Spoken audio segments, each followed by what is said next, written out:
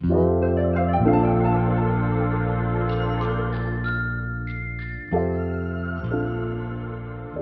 many of you here. We're very excited, and I think you're going to be really interested in what you have to say. And yes, Nick and I and Ashok have worked a long time on it. It seems like a long time, fellas, but it's only been a year that we've been doing this. And I think the best way, really, we should delve in is that, Nick, I want to talk to you first a little bit about Evergy. You guys have been talking about electric vehicles and electric vehicle infrastructure for a long time. So could you kind of set the scene real quick for folks about where we are and where we came from? Sure, yeah. Evergy's history, as a lot of people in this room know, with electric vehicles dates back to about 2015 with the build out of the Clean Charge Network. And to this day, we still have about 1,000 charging stations in our service area. The use of those stations has really skyrocketed since, I'll just say since COVID. Usage has been growing about 30% a year over the last 5 years. So right now we're kind of knocking on the door of 500,000 kilowatt hours a month distributed from the Clean Charge Network. And to give you kind of an idea of scale, and to prove to my 13-year-old who's on the front row that I can do math and I do it at work, 500,000 kilowatt hours is like fully charging a Tesla 6,250 times every month. From there, we have a number of other ways that we are encouraging and supporting EV adoption, one of which, of course, are rebates, both in the residential and in the non-residential space, that help offset some of the costs of people installing non-utility owned charging. Secondly, we have time of use rates. And we all know, well, maybe not we all know, but a lot of folks in here know that electric vehicles are very economical to operate. Even on a standard rate, we're talking about a nickel a mile fuel cost. If you go on a time of use rate where the cost of energy that you pay for in your home varies by time of day, you can knock that down from a nickel to about 3 cents a mile fueling cost. So that's pretty compelling.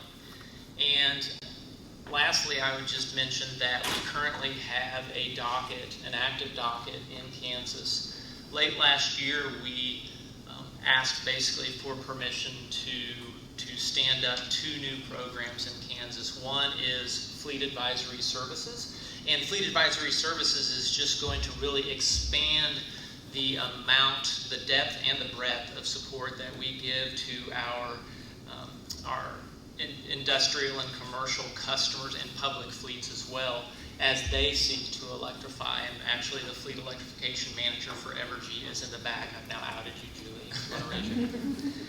And secondly is residential managed charging. Those of you who haven't, sorry, I got to take a long time. Oh, you're fine. For those of you who have an EV and live in Kansas, we'll be opening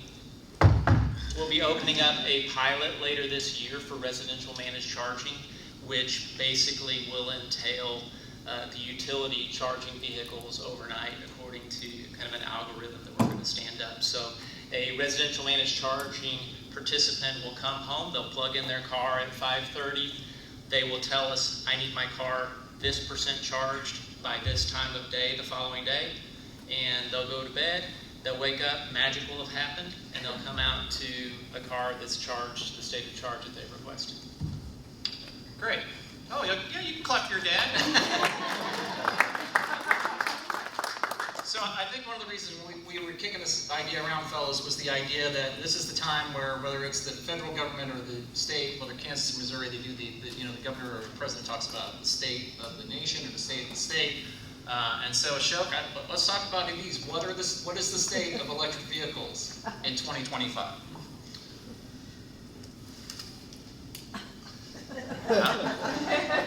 Wow. I'm going to go with I'm an optimist. I could go with the glass half full and believe that really, if you look at how much progress we've made over the last 10 years, and Nick was talking about just here and what Evergy's done, and I was at the event on, I think, 2009 when you announced it and was at that press conference. So I look at the progress we've made. It's amazing, the fact that we're here talking about electric vehicles, how many are out there, how many are available, how many charging stations there are out there. So if you look at what's happened in the last 10 years, there's no turning around.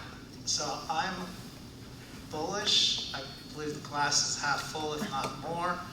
I think that whatever, policies come and go. Sometimes they're supportive and sometimes they're not. But the markets and the investments and the billions and almost $1 trillion in investment that'll be made in electric vehicles in the coming year and years globally is just, can't turn away from that. So I think the short-term outlook may look grim when you look at what's happening at the federal government level, but even that, the tax credits have not gone away. That's going to take an act of Congress before they do. The manufacturing credits for building out the manufacturing sector around batteries is still there, and there's a lot of support for that. And you can just, the school bus program was pulled back, but I heard today that that money is flowing again. Yep. And so things will keep, it'll be a feeling of like, things are not going well, but transforming markets, the oil sector's grip on cars and automobiles has been around for a long time. The internal combustion engine served a very important purpose and but switching away from that, and we'll talk more about that as we go on, but it's really important to see what we're trying to do and why electric vehicles are a really important part of global security, environmental initiatives, and from the electric grid point of view, I'll just say, charging at night is really, really important because we build out this incredible electrical infrastructure, and we look at peaks on hot summer days, but if you look at nighttime use and winter use, you can have huge declines. So if you can actually lower peaks, fill in valleys, and spread out those costs, it's actually good for the whole system. So it's very important that people charge at night and do things like that. So we can come back to that point too. But at a very high level, I just bought another electric car for the family at home. I believe in electric vehicles. They're getting better and better and better. Their performance is phenomenal. You save money, you have lower maintenance. Things are only going to get better. So I'm curious, and I know we're kind of preaching to the choir here. How many people here either have a EV or a plug-in hybrid right now? All right. So we're not the only ones. The people up on the stage are not the only ones that believe in this, right? It's a proven technology. And I think it's really interesting too. U.S. sales of electric vehicles was 1.3 million units in 2024. That's a 7.3% increase from 2023, and it's about 10% of all cars that are being sold in this country are now electric vehicles. You don't hear that often. And I certainly don't think often enough. What percent in Norway? Norway's over 90%. Which is interesting because I think a lot of you have heard the trope about batteries don't work in cold. Last time I checked, Norway is a lot colder than Kansas City. So as Bob, the old Bob Dylan tune, the times they are changing. So let's talk a little bit about this. So the automobile industry in this country has put how much into electric vehicles already? And it's not as if they can just stop, right, fellas? Like, they've spent billions of dollars, including what's going on here in Kansas City, and I can talk more about that, but what are your thoughts about that? All this investment's already taken place. There's the better part of $5 billion worth of investment in the greater Kansas City area. And we aren't even the hottest spot. Billion with a B, yeah. And that's a combination of Panasonic, it's GM. Those of you who don't know, the next generation Chevy Bolt is going to be built in Kansas City, Kansas. It's pretty great. If you have a line on one, talk to me because I want to get one for our department. And then also Ford with the E-Transit. The E-Transit is a great stuff hauler. Yep. And they're selling a bunch of them, and I think that a long-range transit just hit the market, which is going to make that product even more compelling. But again, Kansas City is just the tip of the iceberg as far as what's going on nationwide. And I think the key point here is that if you're not investing in electric vehicles and you're in the auto industry, we won't have an auto industry in the United States. Really what's going on, if you look at the global trend here, is that this is the direction. So why is the auto industry doing it? Not because of any real mandate.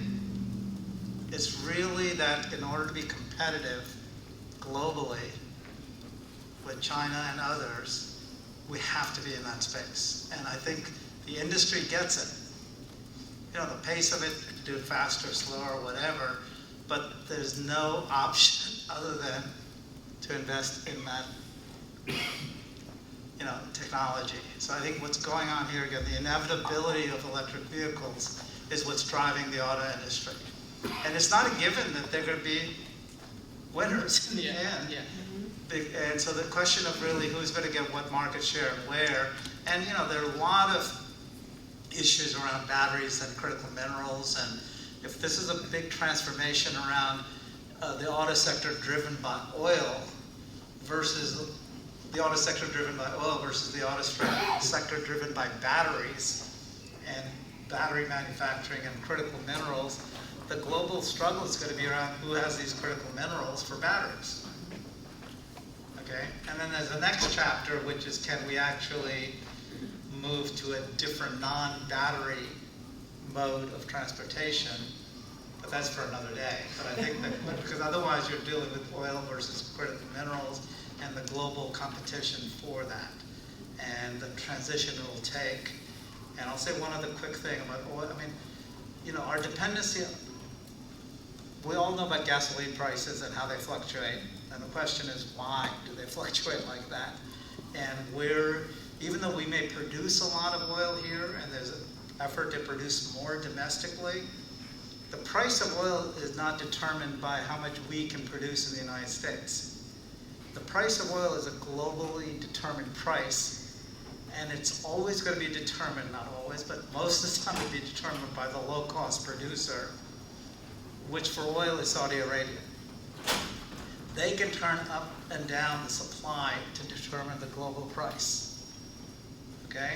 So this whole issue of, you know, how much we pay, where the oil is, and what's going to happen over time to oil is very, very important.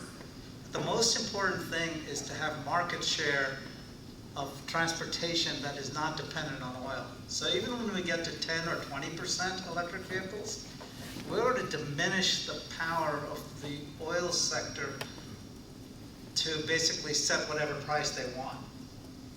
And that may not be as important, but from an economic global perspective, it does matter what's happening with the price of oil. And so even if we don't get to where we want to get fast enough, just even more market share will really help in terms of what's going to happen in terms of the role that the oil sector has had in terms of being able to both geopolitically influence things and also be able to charge what they want when it comes to what you pay at the pump. So I think it's important, and people don't know this, and I'm a nerd that reads this stuff all the time, and I know you guys do too. 76% of the electric vehicles that are sold in the world are made by China. And the Chinese are more than happy to make that 90 or 95 or 100%. So to your earlier point, Ashok, if Ford and GM and Chrysler and all those folks are going to be able to compete on the international level, they have to make electric vehicles. That has changed forever. I mean, we can pull out of Paris climate all we want, but the rest of the world's still in. It still has goals to make, correct? Either one, right? Yes, is the short answer. I always go back to China made as many EVs last year as America made cars. They made like 30 million EVs last year. We made 30 million cars of all powertrains. So, and I would further say that the auto industry is 8% of GDP. It's $1 trillion. Yep. So losing the auto industry would be pretty damaging to our overall economic environment. So, And one other quick thing, when we talk about the auto industry, too, people think about assembly and auto. Think of the parts and the supply chain. And that is just a huge part of the auto industry. And every state in the country has component parts and supply chains. And this is what's going on with the trade with Mexico and China. The Canada thing is really how many times a car moves across borders. But the supply chain issue is also very important to think about in terms of what it does to state and local economies. When Ohio was looking at the auto industry in its own state, they realized they make most of the transmissions that go into cars. And guess what electric vehicles don't have? Transmission. if we move to electric vehicles, what's going to happen to that part of the supply chain in Ohio? So this is Ohio, which is, it's all Republican, legislature and governor. Their economic development department figured this out, got it, and is really making the investments they need to and going out and attracting industry to Ohio, because they're looking at what's going to happen to the auto industry in Ohio if they don't do this, which is they won't exist. And to Nick's earlier point, just in case people get it, yeah, Panasonic, it's a $4 billion plant in DeSoto, 4.7 million square feet. They're going to eventually have 4,000 people hired there. They're talking about 1,000 by the summer. Ford, where that's the transit up at Lake Como, that's a $100 million investment. There's 150 full-time people for that. And of course the Chevy Bolt, where they are completely retooling that factory, Fairfax, it's a $390 million investment. That's just here in Kansas City. Plus Orange EV and the electric airport tugs that are now converting to electric. Well, Bill, you wanted to be on the panel. No, suffice to say, I mean, we have a bona fide EV economy in Kansas City, let there be no doubt. And to your earlier point, fellas, too, I know I just saw a study from Yale that more than 80% of the clean energy investments that came out of the IRA are actually in Republican districts. So let's talk a little bit about that. I mean, politicians love to cut ribbons and love to talk about jobs. So what do you guys see how this is going to come out? Because it is Congress that makes these decisions, no matter what people say, but that's really where it happens. You want to do the politics stuff? I told my people. You told your people you would. I want to give you a chance. I'll pass. Okay. So my view on the politics of this is going to be, it's what happens locally is what's going to matter. So in districts where the investments are being made and manufacturing credits and other federal policy and funding support was coming, that's going to be critical. And what you're already seeing, a phone call from the right senator can save any one of these programs, in my view. So I think if you look at I'll give you an example of the wind industry.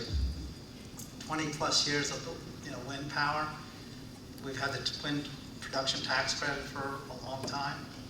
Who saved the production tax credit every year, no matter if it was a Republican Congress or a Democratic Congress? It was Chuck Grassley from Iowa. Okay? If it wasn't for him, we would have lost that tax credit a long time ago. And he was on the Senate Finance Committee, so if you look at who's on the which committee and which state is benefiting from that technology or resource, you can find champions. So we're just going to have to be very smart and strategic around where the champions are going to come from. And it's not going to be just climate or an environment. It's going to be about jobs and investments locally. And so I think, here, if you look at Senator Moran on the Kansas side, he's got a lot of clout. And I think Kansas is going to be very smart about what it is that we're seeking to make sure we get the investment and the policies we want. So it's just a different way to think about the politics of this all, which is there's going to be a lot of noise. And then you have to figure, so that's going to happen. But below that is kind of like, okay, the hard work of figuring out which businesses are supportive of what policy and technologies and investments, and have them weigh in. And it doesn't have to be, this voice or that voice. We just need to be super strategic about saving and the programs that are important to save. Some programs need to be modified, so it's not like every program is going to have the same level of importance. But if you look at, so the consumer tax credits are going to be in a very different place than manufacturing tax credits. Okay? And so the consumer tax credits, we'll have to figure out, what else could happen. There, the question is going to be what happens at the state level. So what's happening with California and what they're doing. So sometimes the leadership comes not at the federal level, but at the state level. And certain states can set the de facto standard for the whole industry. So, the auto industry looks at the cars they have to make for California. Under the current law, states can opt into the California. So California has, under current law, the ability to set its own standards for cars. Because they used to have terrible air quality, so they were given under the Clean Air Act the authority to set their own standard. And the Clean Air Act also allowed states to opt into the California standard. So the auto industry makes two types of cars, one for California and one for the rest of the state, rest of the country. And states that opt into the California standard. Whether that'll continue or not and how that'll be playing out in courts is going to be a very important short-term decision, but California's ability to set standards is very, very important to the auto industry in terms of what they're going to be doing. So there's going to be manufacturing credits, there's going to be policies. It may not be the consumer tax credit, but consumer tax credit is still there right now, by the way. So people think, that hasn't gone away. And, there'll be policies that come out of Transportation Department, not just EPA.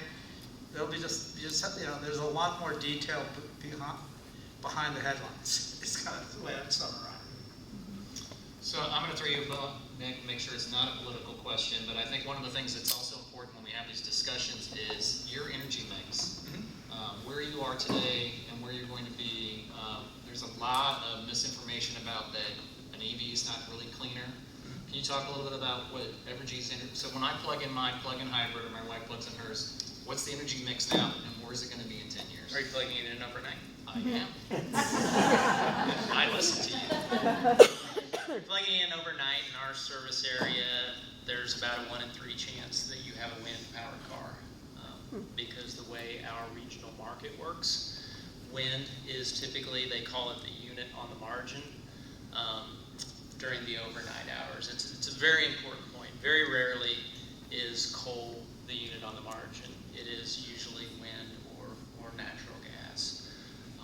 If you kind of go into detail, there's about a 2-year-old LinkedIn post that I made, if you want to look it up, to kind of really get under the hood of that. I'll look that up. But if it's important when you charge it, but overall, the Evergy system has also gotten much, much cleaner over the last 20, 25 years. Yeah. The carbon intensity of energy generation in our region has gone down markedly over the last 15, 20 years. I tell people that if you want to know how long I've been in the energy industry, I've been in the energy industry long enough to have made fun of wind. Because 20, 25 years ago when it started up, look at that, right? And now it's not uncommon for wind to be providing between 70 and 80% of our energy any given minute in our region. And it would be doing more than that, but they are transmission limited right now. Well, I think that's important too, because I think one of the things that one of the things people don't like about a gasoline car, right, is that sorry guys, it's when you have to multitask, I apologize. If Vladimir Putin sneezes, gasoline prices can go up very quickly, instantaneously, where you want to talk a little bit about your process, Nick, where you guys want to rate change and how long and hard that is for you guys. Well, I mean, we go through every change in rates that a regulated utility makes goes through essentially a legal process that results in an order by a commission in Kansas. We have 3 commissioners in Kansas. So it's a year-long process. We will put in a request for a rate increase, and that will be it will be analyzed. It will be looked at by every group who wants to. They can file to be an intervener in this case. And ultimately, again, it culminates in an order from the commission that says, okay, now having considered what Evergy had to say, now having considered what NRDC has to say, now considering what staff and CURB and all the others have to say, this is the rate that we approve Evergy can charge. And we cannot vary from those tariffs, is what they're called. And as an economist, Ashok, I assume that you guys like that you know what the price is going to be in the long term, right? That's it. It's a good certainly thing. fleet managers and lots of people should. I mean, we have a great chart that we've used which shows the gasoline price volatility, you know, that we all know about it. You can look at a 10-year trend and how much volatility there is, and electricity price, lack of volatility. So not only is less, it's much lower, so I usually say it's $1 a gallon equivalent for electricity is what you pay for an electric vehicle usage. And you know gasoline prices you've seen and know how volatile they are and how they change. And it could be $2 or $3, they're going to change and they're volatile. So I think if you, when you're figuring out paying more for a car up front, having the certainty and knowing how much you're going to save is part of the calculus you need to do, along with the lower maintenance costs and so on. So the question of really paying more upfront, less volatility, more certainty, and at a much lower price is really what this, you know, the conversation around the cost is. I mean, it's not that simple, but it is trying to at least have you look at all the different factors that go into making an economic decision. But yeah, the electricity, both the emissions factors and what's happening, and the electricity prices and their volatility, you know, are both factors. And that's why working with Evergy is so critical here in terms of, yes, they get to sell more electricity, but they need to be able to sell it at the right time in order for it to work from a systems point of view. And their price that they can charge is determined by state regulators. It's not something that they can just choose to increase, and certainly not, going to Jamie's point, not something that changes because somebody somewhere in the world decides they're going to lower their supply to manipulate prices. Well, I'm old enough to remember when OPEC in, what was it, 1973 in the lines, and I was a very small child, but my father so upset that he had to pay $1 a gallon. He said, this is the first time I've ever paid this, and I hope it's the last. And of course, he ate those words, right? There was a 73 crisis, there was a 78 crisis, there've been a lot of crises. I mean, the day after 9/11, I remember I was up in Minnesota for work, and gas went over to $5 a gallon. They could just do that overnight. Yeah. So let's talk a little bit about the future, because that was more. So where are we in 5 years, fellas? 2030, which is insane to think, is only 5 years away, right? Where are we? Where are EVs in this country and internationally in 5 years from now? First. Yeah, well, okay. Technology guy. All right. Our EV population has been growing about 38% a year since 2000. It's been doubling every 2 years. We had 7,000 EVs in our service area coming out of 2019 into that blessed year 2020 that we all remember but try to forget. We, coming out of 2024, have 36,000 EVs. If we continue to double every 2 years, I'm not going to try that math on the fly, but I think that puts us, I think that puts us in 150, somewhere between 150 and 200,000 EVs in our service area by then.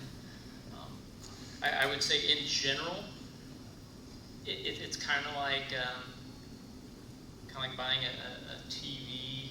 That's my more recent example. I'm old enough that I want to use like buying a PC in the 90s, right? Where you buy one and it's $2,000, and then a year later you can buy one and it's twice as fast with twice as much memory and it's $2,000.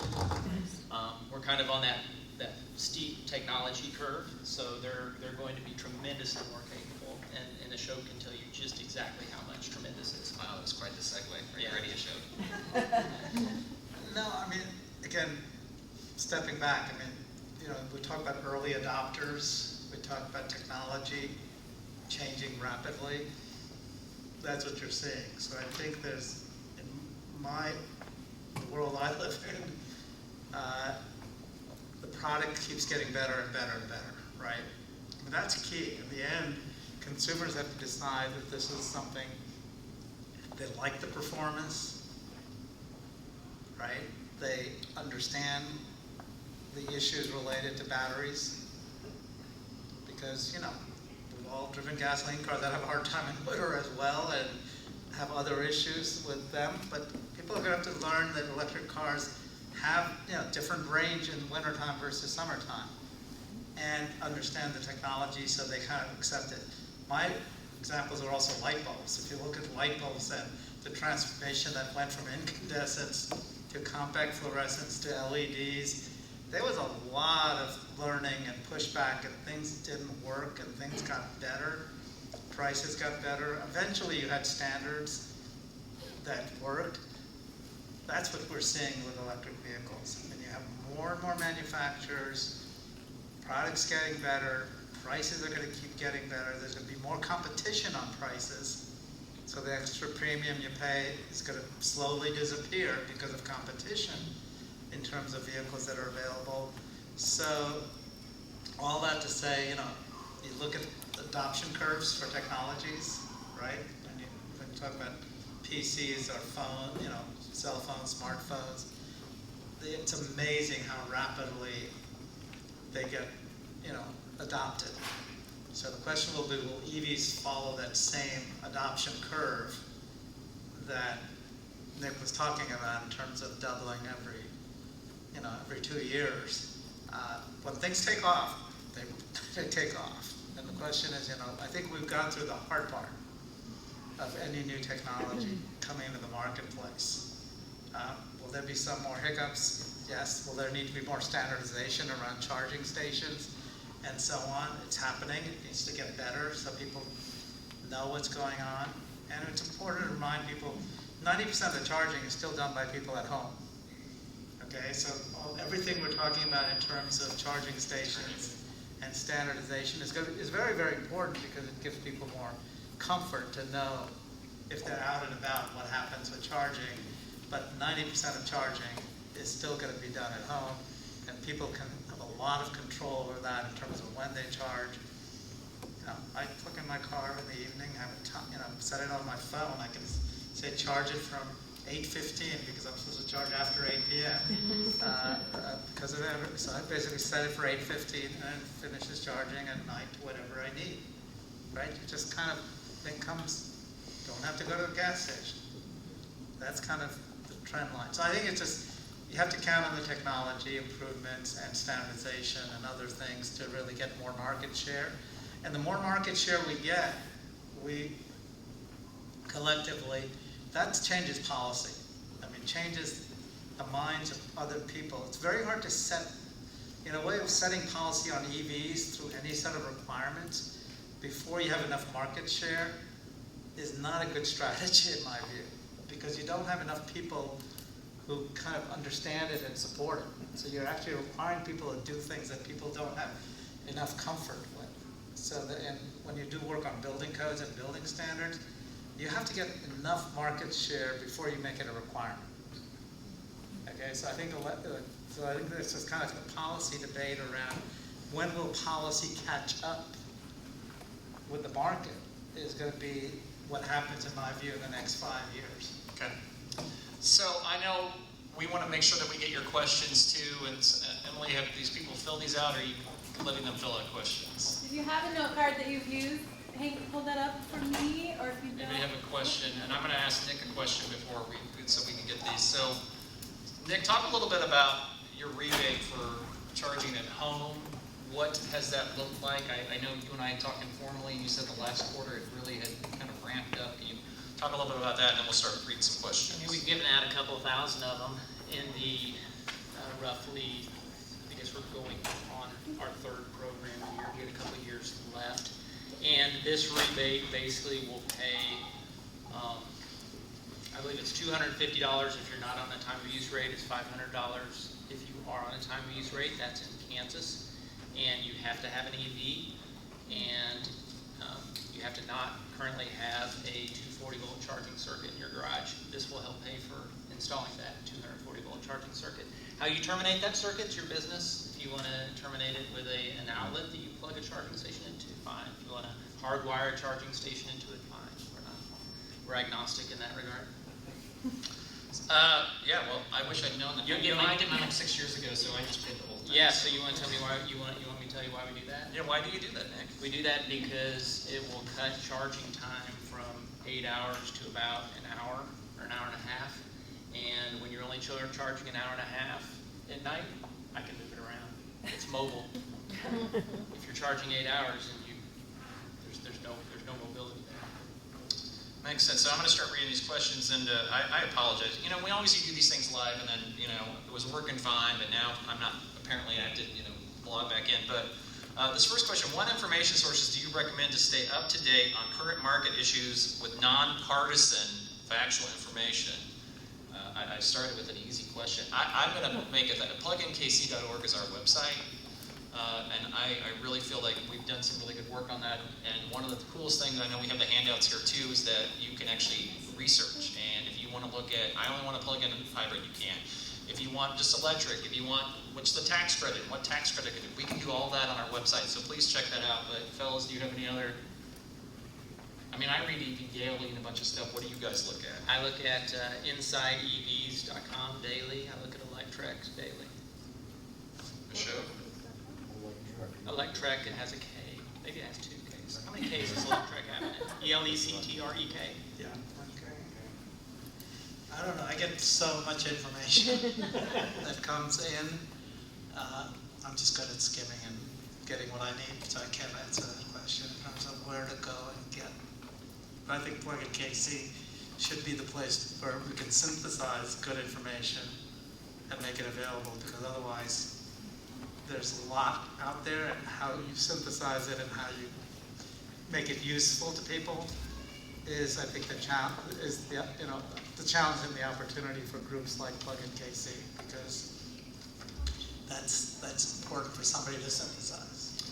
So next question is, do you feel any adapted battery chemistries will become the next thing for EV? So I'm thinking it's a solid state battery kind of question, fellas. You want to tackle that, or one of you want me to talk about it?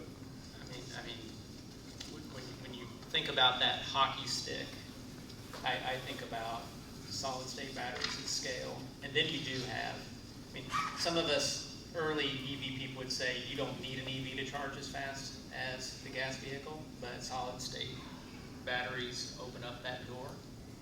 And that's going to be a meaningful door, I think. That's going to knock down a meaningful barrier for a lot of people. EVs are going to go to that kind of fat part of the bell curve as far as adoption when that happens. And I can't remember what OEM it is, but one of them is I just saw a story that somebody's doing this. yeah. It's a Hyundai. I think it is Hyundai. Hyundai. Yeah. Did we confuse everybody with that? Yes. Yeah. Who's here is a chemist that can tell us the difference between solid state and what we have now? Anybody? No? Okay. To confuse things for the more distant future, and Nick probably is not a big fan of hydrogen and fuel cells, but I do think that there is, given the critical mineral situation and so on, maybe there will be a battery chemistry solution, but there is potential for, breakthroughs and competition that comes through hydrogen and fuel cells. Not something that, Toyota's pushing that over electric vehicles right now. Not a big fan of that. So I think electric vehicles have a way ahead start, but I think we should not, at some point, think about what could happen. And this is playing out on issues of buses in Europe and so on. So the hydrogen conversation, not to confuse things, but is out there as a possible future way to get to a better outcome. I mean, as a chemical engineer, I'm good with that. Okay. That's cool too. I was a journalism major, so I've got nothing.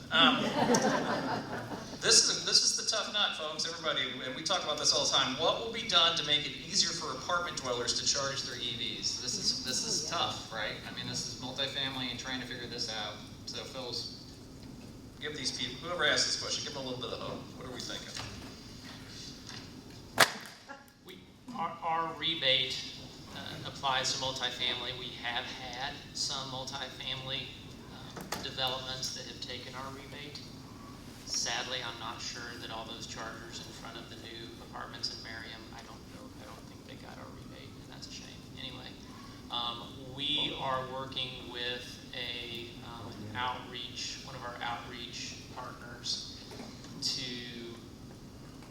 develop a more focused plan to try to connect multifamily with our rebate to help make that charging, more affordable when they build those apartments. The fact that all these apartments are going to heat pumps, not using natural gas, would that simplify your ability to charge, to figure out how you would configure your charging? Yeah, it certainly increased the robustness of the electrical infrastructure that is installed to support that complex, which opens up the possibility of putting in meaningful charging for sure. Can I make a comment? Along those same lines, in the early 1970s, I visited a meat packing plant in North Dakota, and every car was plugged in to 110 volts to warm their chassis. Yeah. So it's not rocket science. I mean, Yeah. you could convert an apartment complex in like a week, I think, Yeah. and have everybody plugging in. Well, there's some, I know some cities do EV ready as part of, in the code side. I know that I know London and some other cities actually have them with the street lights where they're plugged in. Interestingly, in Europe, one of the things that we found out was that they don't actually do a charging publicly. There's no cord. You actually bring the cord from your car, and one of the reasons why they do that is cost, and also people don't steal stuff as much. So, next question. Plug-in KC works in the KC metro area, not just Johnson County or Evergy service area. Yes, that's correct. What plans or actions are you thinking about planning for Clay County, Missouri, and/or non-Evergy customers? I will take a little bit of this, and I will tell we are more than willing to work with anyone. I know that we want to talk more with Independence Power and also BPU and KCK. And you're up in Clay County, aren't you? You're not north of the river? Yes, you are. Okay. We have the Ford plant, so we must be. So if whoever wrote this question, my email address is on the website. Please think, we would love to crack that nut. That's something that we're very interested in.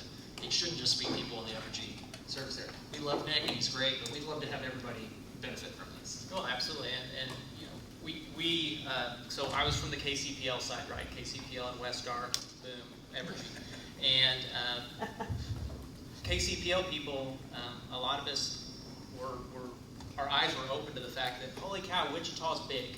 Wichita's like 650,000 people in the Wichita metro area. So we, the electrification team, we try to make sure that not all the attention comes here in the 25-mile radius of downtown AC. All right, we got time for one more question. I do want to thank everybody for coming out and really appreciate it. Oh yeah, so let's talk about it. So if you're going to buy, this is such a thank you, Emily. We're really proud of this. This just came out this week. This is if you're going to go buy an EV and you have questions and you find out that the dealer doesn't know more than you do, which actually happens quite a bit, take this and it will help you answer common misconceptions. And there's also a QR code in the back that will give you all the information. Please take those. We have lots of those printed out and spread the word. And then the last question is, Nick, I did not write this question, but it starts with somebody saying boo to Evergy. All right. To get an incentive to install an EV charger at home, you need, I can't read this, I assume it means A licensed electrician. right? Why can't they just install it? No, you need to own the EV. Why can't you You do it lease it. just in advance? And if you don't even have, I you want to think do if it in you- advance. If you provide documentation that you have one on order, can't you? No, but why not? Why not if you're going to sell your home in the future and you have an EV ready? Blame it on the tariff. Yeah, no, I was going to because our regulator would never allow us to just Boo. basically. Now, that being said, in Missouri, that regulator allowed us to provide a $250 rebate to home developers to put one in at the time of initial construction. So they said yes, and Kansas said not just no. No. So for the Kansas Public Service Commission, Yeah. right? I mean, we have a very good working relationship. I mentioned we're trying to settle to get these two new programs. They're friends. They are friends. But I think the point here is, in terms of Evergy's role and what Evergy can and can't do, everything they try to do has to get approval and support from the Kansas Corporation Commission. So when I say the word tariff, everything is written down in terms of what they're allowed to do or not do. And that's reality, unfortunately, but that is the reality of what happens. Clearly, Energy has a chance to go and change those tariffs, build support, build coalitions, and get things to happen differently.